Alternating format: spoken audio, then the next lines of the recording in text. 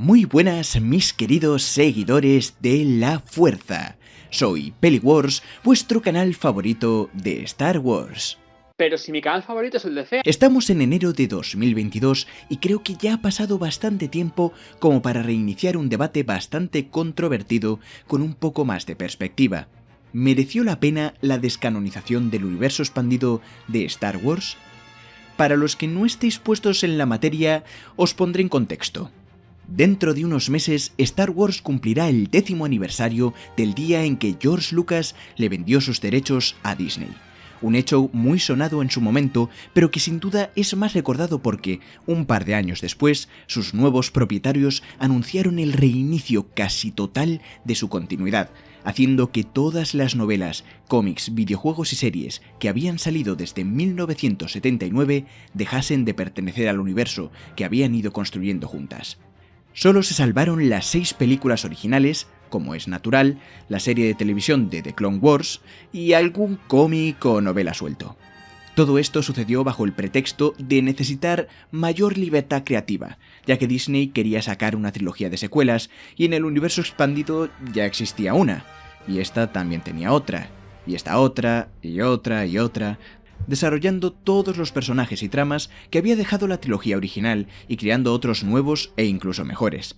Debido a esto, probablemente pensaron que al público general que solo se había visto las películas le resultaría difícil y confuso seguir una nueva historia ubicada tras Destino de los Jedi, la obra más alejada en el tiempo de las películas originales en la que sus personajes siguen con vida. Para ese momento ya habían pasado muchas cosas.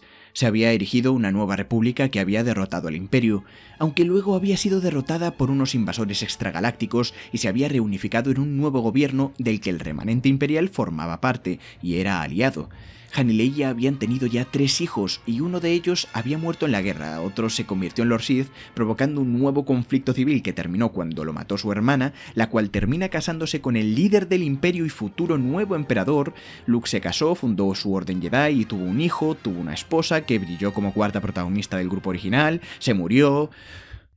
Teniendo todo eso en cuenta, creo que es comprensible que pensaran que un borrón y cuenta nueva sería lo más apropiado para trabajar de forma más libre y, evidentemente, rentable.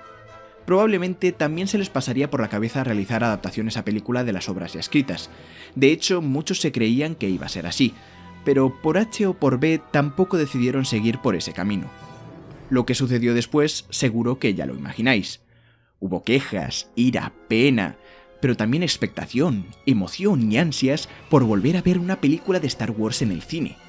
El despertar de la fuerza fue un caramelo algo agridulce. Hubo opiniones bastante distintas, pero buena parte de ellas fueron positivas. Mirándolo desde hoy, creo que esto se debió en buena parte a la nostalgia y a la increíble campaña publicitaria de Disney que se nutrió de ella para alimentar las ganas de ir al cine. Si os acordáis, no había escaparate sin algún tipo de publicidad de la película. Se hizo un merchandising bestial y nadie puede negar que fue todo un evento. No obstante, hubo mucha gente, sobre todo los fans veteranos que habían conocido el universo expandido, aunque tampoco fueron los únicos, que resultaron muy decepcionados por la falta de originalidad del film al evocar de forma tan explícita la trilogía original. Esto alimentó la mecha del explosivo que no tardaría en estallar. El famoso ¿para esto han descanonizado mis historias favoritas? Y no solo por esto. El episodio 7 vino acompañado de series de cómics mediocres, novelas mediocres y videojuegos mediocres, que aún encima llegaban a cuentagotas. La comparación con todo lo anterior era natural y el nuevo canon salía perdiendo. Todo empeoró aún con el polémico episodio 8, que supuso un antes y un después para la comunidad por la extrema división que generó, y muchos fans abandonaron aquí la saga. La película de Han Solo, estrenada unos meses después, se resintió como consecuencia, entre otros problemas, y en 2019 salió el episodio 9, que ya resultó tan mala que mucha gente, entre ellos yo, la tomamos como una comedia absurda. Y es en este punto que abandono mi intento de objetividad para daros una opinión personal de todo esto. El episodio 7 me gustó mucho en su momento, aunque hoy en día me parece más normalilla, y la culpo por someter al resto a un contexto trillado. Odié y amé el episodio 8 en su salida, pues tiene cosas que me encantaron y me siguen encantando hoy, pero con fallos tan pesados que la lastran al hacer el balance, de tal forma que no puedo decir que sea buena sin recortar gran parte de ella, y del episodio 9 ya os lo he dicho. Esto es mi opinión y no por ello soy un hater, como dije en un vídeo anterior. Tengo mis razones y si os interesan mucho las expondré largo y tendido en otro momento, ya que este vídeo no va de eso. Quería que lo supierais porque, pese a todos mis intentos, este vídeo tendrá un sesgo, igual que todos. Desconfiad de quien respalde sus argumentos bajo la ley de la objetividad, porque si bien hay elementos técnicos y estilísticos que se pueden valorar sin tener en cuenta preferencias personales, no creo que se puedan aplicar a la totalidad de una saga como es Star Wars, al menos de la forma de la que vamos a hablar. Así que dicho esto, continuemos. ¿Cómo podríamos determinar si mereció la pena el reinicio de la continuidad? Creo que un factor a tener en cuenta debe ser la calidad de las obras de uno y otro. ¿Son igual de buenos los contenidos actuales? ¿Se han beneficiado de esa libertad creativa que les facilita el reinicio del universo? ¿Han conseguido crear nuevos personajes memorables como los que se crearon en el pasado? Aquí entraríamos en la maldita subjetividad de me gusta o no me gusta, pero en vez de ponernos con eso voy a dar información que me he callado. En el repaso histórico de antes no llegué al final ni lo abarqué por completo por unas razones determinadas, y es que creo que los contenidos que merecen la pena del nuevo canon han salido al margen de sus películas, igual que en Legends. Antes comenté que el episodio 7 fue acompañado por cómics, novelas y videojuegos bastante mediocres, tales como la serie Rumbo al despertar de la fuerza, los cómics Star Wars de Marvel, Battlefront 2015, etc. Pero evité mencionar que, de vez en cuando, iban saliendo contenidos bastante buenos, por lo menos en comparación con todo lo demás. Obras como Kanan el último Padawan, descanonizada, por cierto, novelas como Tarkin, Catalizador, la trilogía Consecuencias, y conforme iba pasando el tiempo fue llegando más y más contenido. Rebels mejoró bastante. Timothy Zahn comenzó a publicar nuevas novelas sobre Thrawn. The Fallen Order nos dio una muy agradable sorpresa. El evento de la Alta República se alejó de la cansina era de la trilogía original, y la llegada de The Mandalorian, el final de The Clone Wars y la promesa de muchas más series reavivaron la fe de la comunidad. Esto ha llegado a tal punto que muchos detractores de las secuelas se han atrincherado tras Dave Filoni y Jon Favreau y han engrandecido sus figuras a niveles divinos, profetizándolos como los salvadores de la saga frente a la perversa Kathleen Kennedy, la infame artífice de todos los males que aquejan a la saga, de la cual nadie sabe en qué consiste su trabajo salvo que lo hace mal y con fines siniestros. O sea que ahora, a inicios de 2022, tenemos muchos más contenidos y mejores que en el 2018, cuando The Last Jedi parecía anticipar la Tercera Guerra Mundial.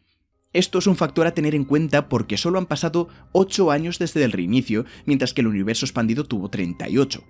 Es evidente que por fin se ha recuperado un ritmo de producción bastante satisfactorio, y a estas alturas las meteduras de pata del inicio y de la actualidad son más fáciles de pasar por alto gracias a que hay contenido mucho mejor del que ir tirando. El mayor contra que se avista en el horizonte es que Lucasfilm parece haber dejado de lado su intención inicial de crear una continuidad casi perfecta y sin contradicciones, ya que los productos audiovisuales pecan de tener una mayor simpleza y pereza argumental que sus semejantes literarios, pasando por alto errores canónicos de forma consciente y recurriendo a tropos narrativos bastante pobres, como el Deus Ex Machina. Sin embargo, les reconozco que siguen siendo entretenidas y que hay alguna cosa que me puede molestar en especial por mi afición a la escritura. Y además, el episodio 5 de El libro de Boba Fett hace un esfuerzo bastante efectivo en unir las series live action con las de animación, y han traído un personaje de los cómics, lo que podría implicar un esfuerzo renovado por recuperar el camino de la cohesión. Voy a dar por cumplida la primera condición que expuse para que mereciera la pena el reinicio, dando por supuesto que la saga continuará por esta línea de mejora, y me voy a centrar en un punto mucho más debatible y problemático. ¿Se han beneficiado de esa libertad creativa que les facilita el reinicio del universo? Digo que esto es problemático porque da la sensación de que el gusto por el nuevo universo expandido empezó a repuntar cuando comenzaron las recanonizaciones. Probablemente no recordaríamos con tanto cariño Star Wars Rebels de no ser porque hubiera traído de vuelta a Ahsoka, a Darth Maul y al Gran Almirante Thrawn. De hecho, la serie más esperada de las live action que está por venir, dejando de lado a Obi-Wan, es la de Ahsoka, en la que su otro reclamo es, otra vez, el Gran Almirante Thrawn. En Legends, como ya os comenté antes, Han y Leia tuvieron un hijo que cayó en el lado oscuro, y en las secuelas esto vuelve a pasar.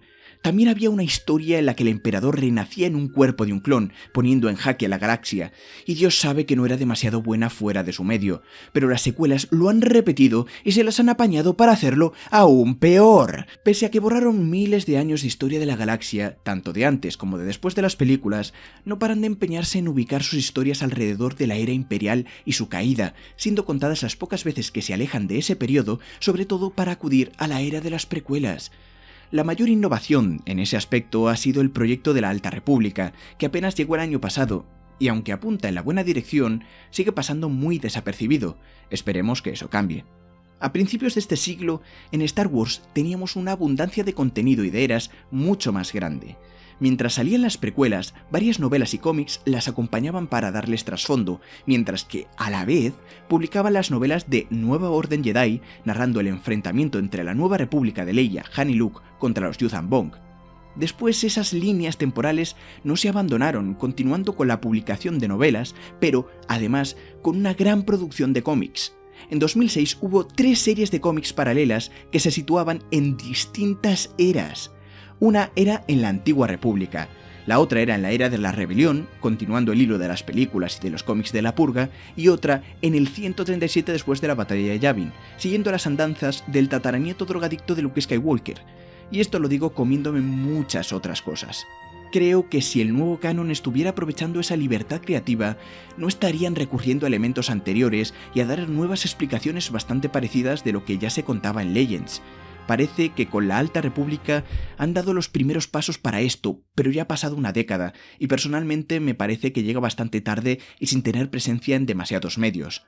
Esperemos que Star Wars Eclipse y The Acolyte lleguen para cambiar eso, pero todo apunta a que se van a desarrollar hacia el final del periodo, o sea, un momento tan cercano a las precuelas que creo que el propio Palpatine ya estaba vivo.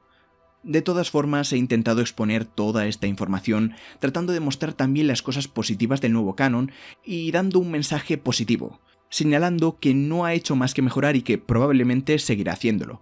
Pero mi opinión es que no. No ha merecido la pena reiniciar el canon de Star Wars, por lo menos con lo que han hecho hasta ahora. Creo que tal vez deberían haber iniciado un nuevo universo como lo hicieron, pero sin renunciar al otro. Muchas obras de Legends se siguen reeditando, sobre todo en los Estados Unidos, pero ninguna está siendo continuada o está expandiendo su lore, y eso me parece un gran desperdicio. Si hubieran hecho así, sus meteduras de pata habrían sido menos sonadas y los fans habríamos podido tener acceso al doble de diversión. Pero supongo que es el tonto deseo de un nostálgico que nunca verá lo que le pasó a los herederos de Rey Skywalker, o cómo los equilibrados Jedi se convirtieron en los luminosos Jedi. Si os ha gustado el vídeo, os agradecería que le dierais un gran empujón con la fuerza al botón de like y que os suscribáis para ver más contenido de Star Wars. Me gustaría que me contéis vuestra opinión, si coincidís o disentís de la mía y cómo creéis que Lucasfilm debería desarrollar la saga. Siempre desde el respeto, por favor. A los que se tomen mi criterio como una ofensa y ataque a Star Wars, o consideren que solo busco visibilidad con mis observaciones negativas, les recomiendo que antes de despotricar se vean un vídeo mío en el que diferencio una crítica del odio injustificado. Después de eso ya me podéis insultar. Y bueno, sin más dilación, nos vemos en el próximo vídeo, mis jóvenes Jedi. ¡Chao!